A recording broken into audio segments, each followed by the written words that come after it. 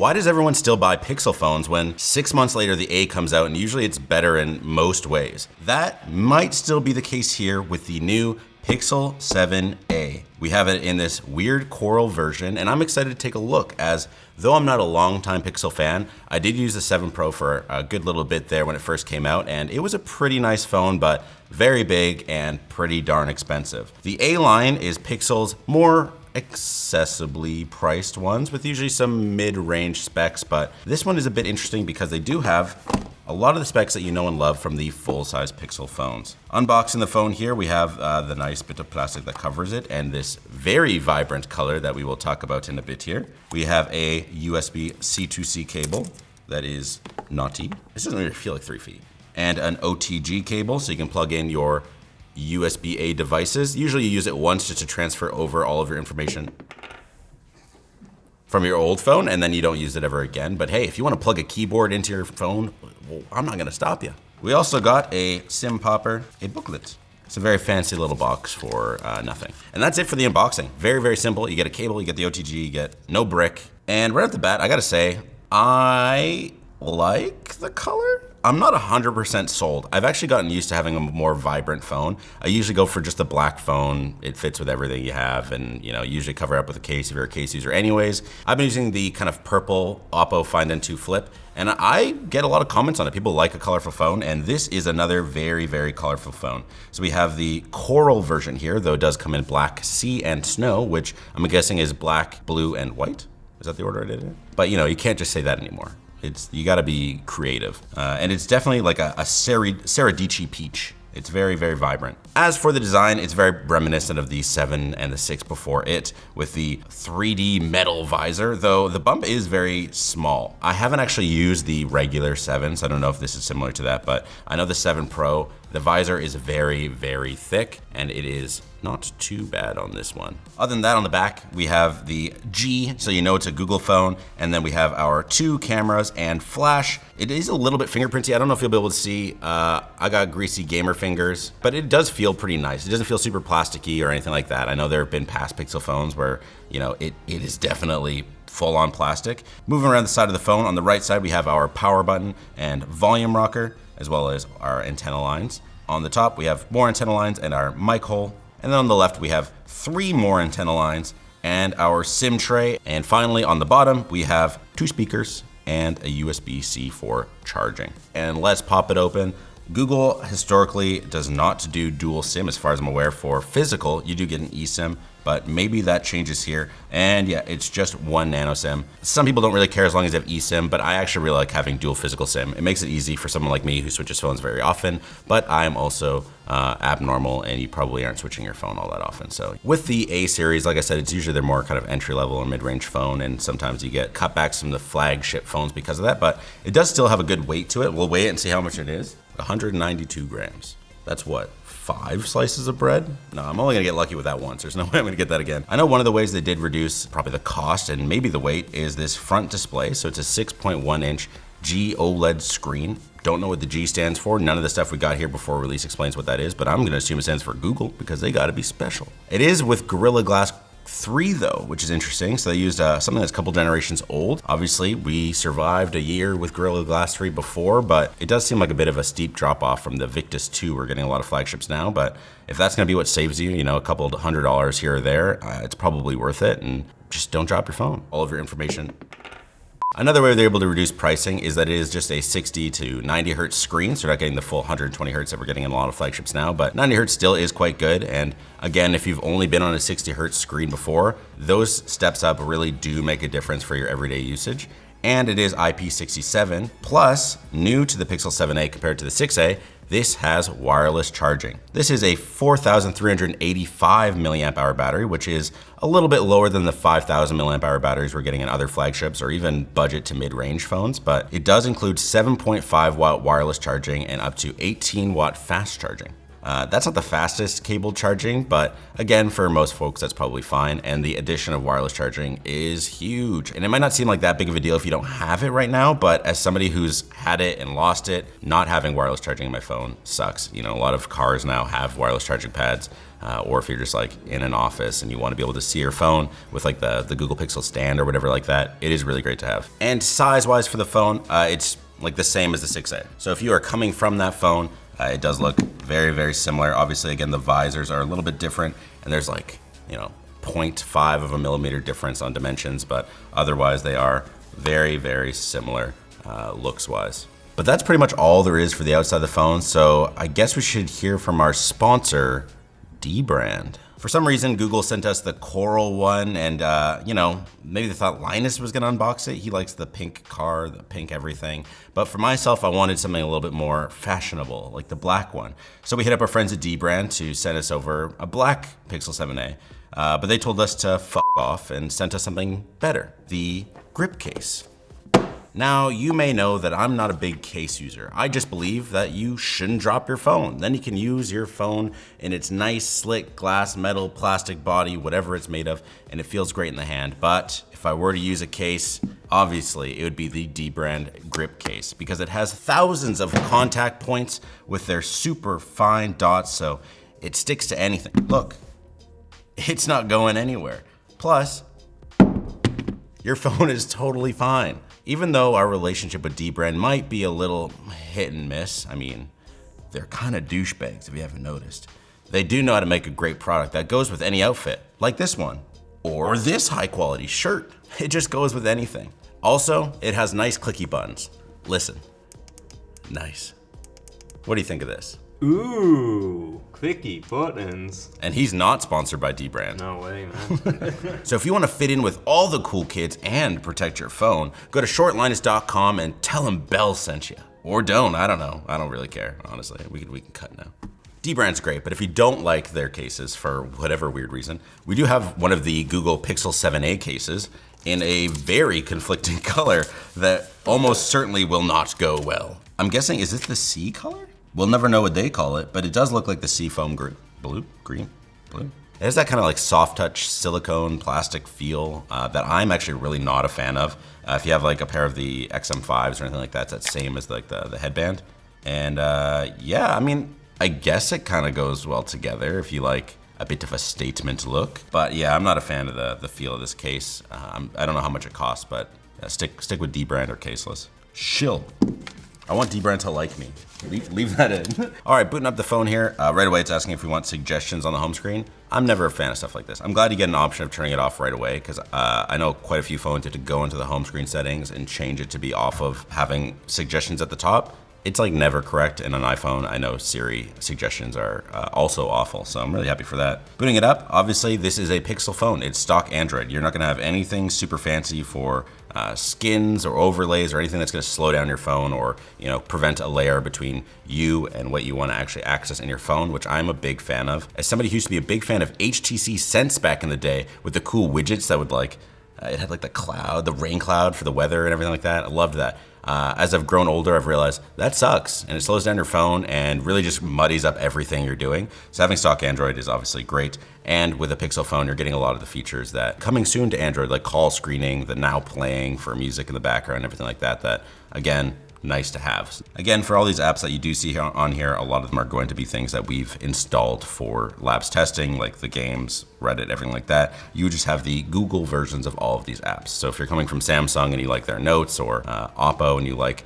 the Zaza remote, you might not get that here, but you do get all the base Android apps that I do usually find quite a bit better and use for myself even when I'm on different Android operating systems. And speaking of stock Android, we do have Android 13 here, which is the latest version, and I'm sure you'll get the next version as well, and maybe even the version after that. That'd be nuts. That'd be unheard of. And Google promises 5 years of security update, which is again great and a trend we like to see. And for other specs in the phone, this is the 8 gigs of RAM and 120 gigs of storage model, which is the only model. So if you're somebody who downloads a ton of playlists, games, or films a lot of movies on this, you'll want to be aware that you are limited on storage and would have to look at cloud alternatives, or be sure to back up your phone and take stuff off fairly often. I personally don't have issues with 120 gigs of storage, but I know people have commented in videos saying that is not enough for them and they need the 1 terabyte version. And I've said it before and I'll say it again.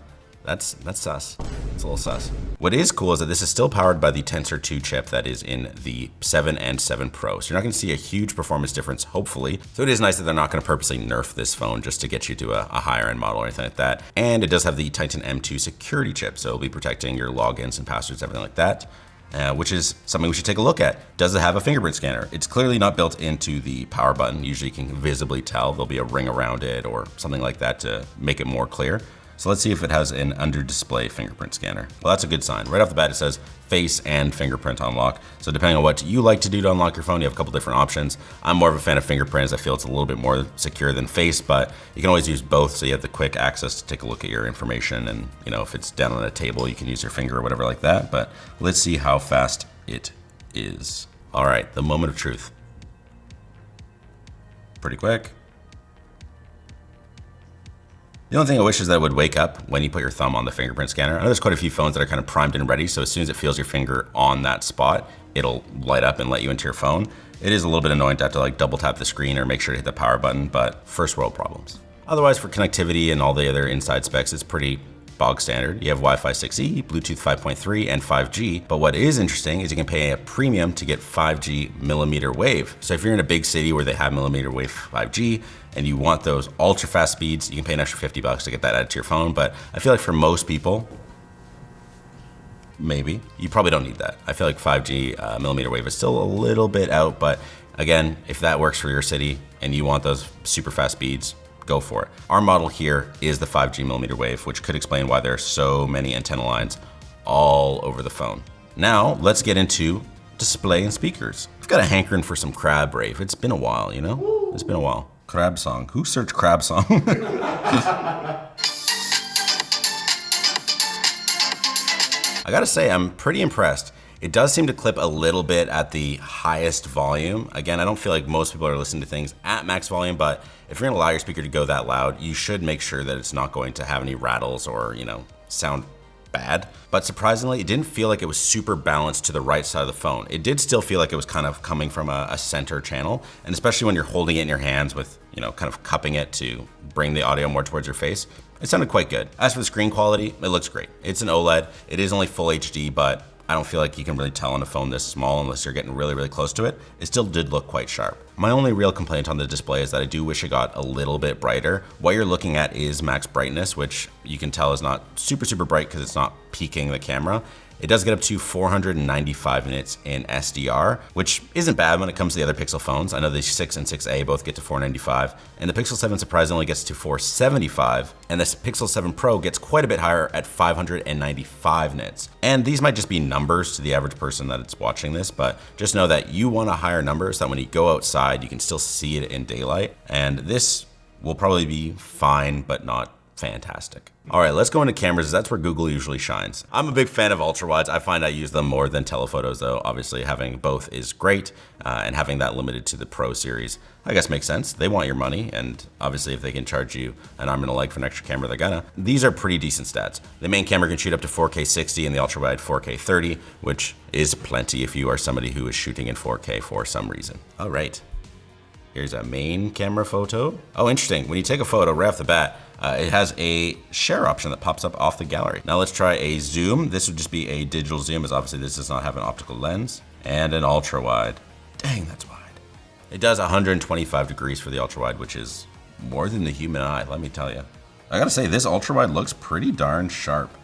When you zoom really far in, you can see it's like getting a little bit painting-like, but for everything that's kind of the near vicinity to you, or just when it's zoomed out. And there's nothing too crazy for lens distortion, which is where at the edges it'll look kind of weird compared to the rest of the photo. Onto the 2X, looks pretty good. You are just digitally zooming into the main sensor, but with 64 megapixels, it does give you quite a bit of room to still get detail in the photos. And for the main shot, it looks good. We can zoom right into Sven's weird face, see all the detail in there and his tattoos, into David's shirt. The colors all seem really consistent, and the brightness, again, looks really good across the whole scene, especially because Where I'm sitting is very well lit, but everything around the set is not. So being able to see everything clearly and the lighting seems pretty consistent is great. For something with a bit more color, to give you an idea about color accuracy, we'll take a photo of this kind of set here. And yeah, this looks very true to life. Everything looks pretty consistent with the green of the plant, the blue from the short circuit lights, and the white, kind of warm white from the lamp. Let's try video. All right, this is 4K 30. I'm moving around to see kind of how it looks. It definitely looks pretty smooth. I don't know if it has OIS, as unfortunately it's not in any spec sheet, but it does look pretty darn smooth. I would not be surprised if it did. It doesn't have any of that kind of blurriness, but it does look a little bit punched in. I'll compare it to the regular camera here and see if we can tell. Yeah, comparing to the main camera, it definitely is using EIS as it crops the image in quite a bit. But I gotta say, this sounds really good. My voice is really clear. It didn't have like the hum of the room as well. It seems to be able to kind of cut that out, or at least didn't pick it up for whatever reason, and it looks great as well. Of course, 4K, it looks sharp, and the EIS looks really good as well. A lot of time when you're shaking on EIS, it kind of has that ghosting as it tries to just digitally compensate for what's going on so that, you know, everything still stays smooth, but in this, looks really good. If you're gonna be taking videos with your phone for vlogs or anything like that, this is at least a very good start for then adding your own equipment. Let's try the selfie camera though. It's interesting, it has a zoom function. I'm not sure when you would wanna be just a little bit closer, but you do have the option of choosing that. Yeah, these photos look fine. It's a 13 megapixel shooter that does 4K 30. We'll test out video in a second here. It still looks sharp with the detail in my beard and hair, as well as, you know, just pores. And of course, Northern Lights t-shirt, now available on lttstore.com. I wouldn't say it looks over-processed. The colors look pretty solid, especially again with the pretty complex background with the TV and short circuit sign. Like an iPhone, if you hold down on your photos, you get to nice motion photos. You can always remember the memories of taking that selfie at the pier down in San Francisco. That was a great day. I'm now taking a video. Again, something to note with EIS, it does crop in more, so you do have the option of using the 1.4 times zoom, but then it feels pretty darn close. But I do like the smooth zoom in and out. It kind of gives you a bit of dramaticism. But hey, that's pretty neat. I gotta say, I'm not really impressed with the selfie video quality. It looks a little grainy. Again, I'm very well lit right now. And of course I'm not outside where it's extremely consistently lit, but my shirt, you can see a lot of noise. It looks pretty soft. And at 13 megapixels, when it can do 4K 30, I don't feel like it really should look like this.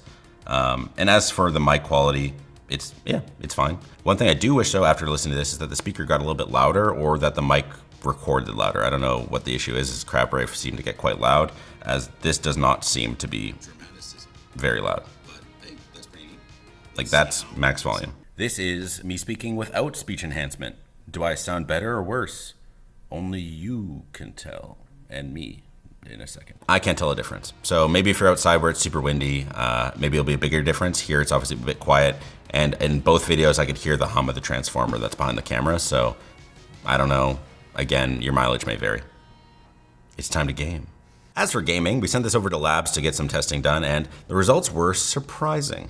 Though it has the same tensor chip that the 7 and 7 Pro do, the results actually varied quite a bit. Sometimes it performed worse than the 7 and 7 Pro, and sometimes it performed better, which is odd. And Genshin Impact, the medium frame rate on the 7 and 7 Pro was 61 or 62 FPS respectively, and on the 7A it was only 48. But what's even weirder is that in Unhappy Raccoon, it actually performed even better on the 6A, with it getting 62 FPS. So your mileage may vary based on the games that you're playing, but no matter what, you should get some solid performance in most of the games you're playing. Speaking of labs testing, we also had them test out the battery life. First up, labs did a longevity test, which is putting the phone in its kind of best case scenario. So it's video streaming off of YouTube, low brightness, giving it the best odds for maximum battery life, the most you should really expect from this phone, and the results were really good. The Pixel 7a was able to get 21 hours of continuous playback, which is pretty darn good.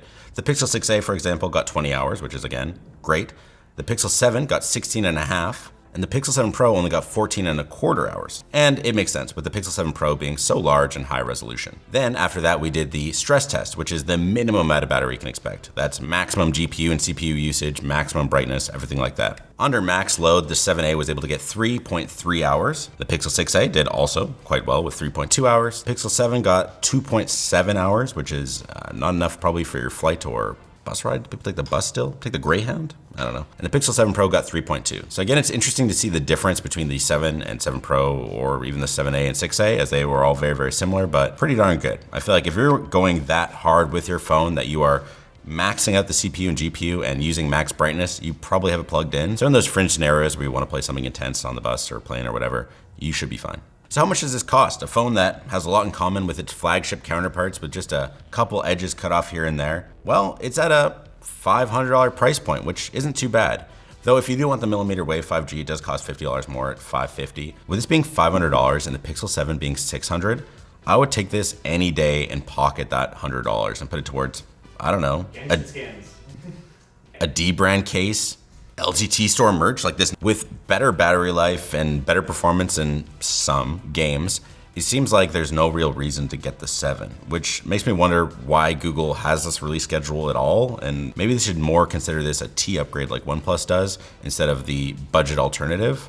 Or I guess maybe we should just appreciate that if you're willing to wait 6 months, you could probably get a better phone than the one they released 6 months ago, which I guess makes sense. I don't know. But what do you think? Does it seem like a worthwhile upgrade for those on the 7? Have you been waiting for the new A series like so many people have? Let us know down below. And of course, while you're down there, hit subscribe, hit like, or dislike if you want to hurt my feelings. And why don't you watch that Unihertz Luna phone? That sucked.